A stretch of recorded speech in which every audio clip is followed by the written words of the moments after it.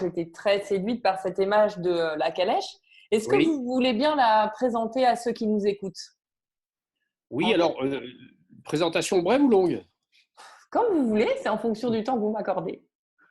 Ben, écoutez, l'image de la calèche est une image très basique qui nous propose d'envisager que l'être humain, finalement, et donc nous-mêmes, eh bien, sommes des sortes de calèches qui avancent sur un chemin particulier qui s'appelle le chemin de la vie. Mhm. Cette calèche représente et symbolise notre corps physique, et elle est tirée par des chevaux qui symbolisent et représentent nos champs émotionnels, nos émotions,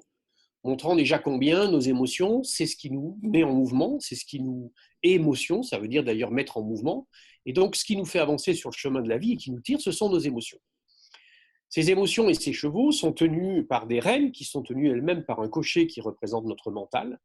et à l'intérieur de cette calèche, il y a un passager qui représente notre maître intérieur, notre soi, notre âme, notre inconscient. On met les mots que l'on souhaite en fonction des croyances qui sont les nôtres, ça n'a pas vraiment d'importance. Et cette calèche, elle avance bon an, mal an sur le chemin de la vie, tirée par les chevaux. Il arrive parfois que le cocher, parce qu'il croit qu'il est omnipotent ou qu'il est puissant, c'est-à-dire le moi, l'ego, eh bien, pense qu'il peut conduire la calèche très vite, au risque finalement d'avoir un accident et de faire verser la calèche. En tout cas, ça rendra le chemin inconfortable. Il arrive parfois que le cocher, parce qu'il est fatigué, parce qu'il s'est enivré, parce qu'il s'est assoupi, eh bien, ne tienne plus les rênes des chevaux, c'est-à-dire des émotions. Et à partir de ce moment-là, ces émotions vont vous déborder et la calèche va être tirée dans les directions où les chevaux veulent aller, où ont envie d'aller. Il arrive à l'inverse, et donc que nous soyons menés par le bout du nez par nos champs émotionnels et que nous soyons complètement emportés par eux. Il arrive à l'inverse que le cocher veuille trop brider et tenir des rênes trop serrées de ses chevaux, donc que nous veuillions trop brider nos émotions. Et tant que le cocher tient bien les rênes, ça va, mais à partir du moment où soit il perd de sa vigilance parce qu'il est fatigué, ou etc., ou soit qu'un insecte vienne piquer les chevaux, eh bien il arrive que ceux-ci s'emballent et deviennent fous. Nous sommes complètement débordés par nos champs émotionnels, nous avons une colère d'une brutalité inimaginable qui explose, et à partir de ce moment-là, bien entendu, c'est la catastrophe. Cette calèche qui avance sur ce chemin de la vie, elle rencontre de temps en temps des trous, des chaos, des cailloux, ce qu'on appelle des ornières, des virages, des zones de moindre visibilité avec du brouillard, etc., qui sont tous ces éléments qui signifient et symbolisent tout ce que peuvent être à des moments donnés de notre vie un certain nombre d'écueils que nous pouvons rencontrer, les trous et les nids de poules, qui sont les chaos de la vie, qui sont les secousses de la vie. Et si le cocher n'est pas suffisamment vigilant ou ne les évite pas ou passe trop vite dedans, eh bien le voyage va être très inconfortable pour le passager qui est dans la calèche, qui s'appelle le maître intérieur, qui à un moment donné va se devoir d'intervenir. Alors de taper au carreau, éventuellement, ce sont les moments où nous avons des ressentis un peu de malaise ou de mal-être, voire même un cran plus loin, c'est-à-dire de mettre la calèche en panne pour obliger le cocher à s'arrêter et à être obligé de faire le point, comme nous sommes censés d'ailleurs le faire quand nous roulons beaucoup en voiture.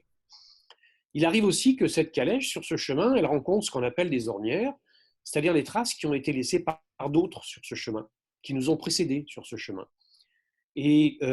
ces ornières sont finalement très, très, très pratiques parce que quand les roues de la calèche sont dedans, il n'y a plus à s'occuper de rien, elles sont directement guidées comme des rails. Et tout va très bien, sauf si ceux qui nous ont précédés sont allés au fossé, parce qu'à ce moment-là, nous allons aller nous aussi au fossé. Et ces ornières qui représentent les schémas qui nous ont été proposés par nos ascendants, nos ancêtres,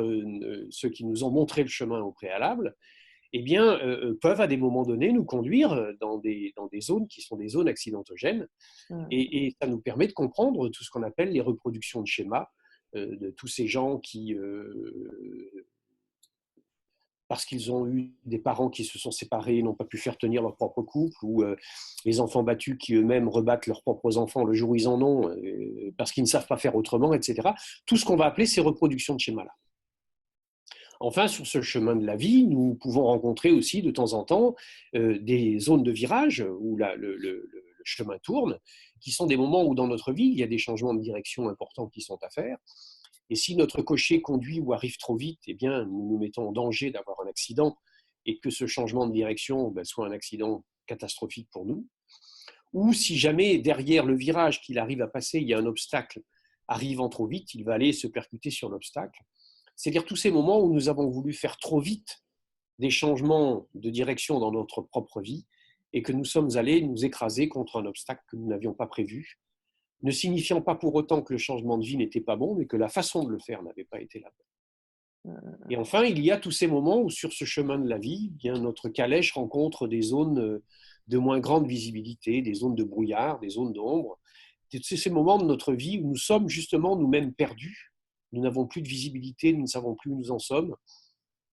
et où il y a une vraie nécessité à ce que le cocher descende de la calèche et aille saisir les rênes des chevaux à main et marche à pied en se guidant sur les repères fondamentaux du chemin, que sont les bords de ce chemin, que sont les fossés dans lesquels il va avoir la visibilité, qui sont tous ces moments de notre vie, où quand nous sommes perdus et nous ne savons plus où nous en sommes, eh bien nous devons aller vers cette philosophie du carpe diem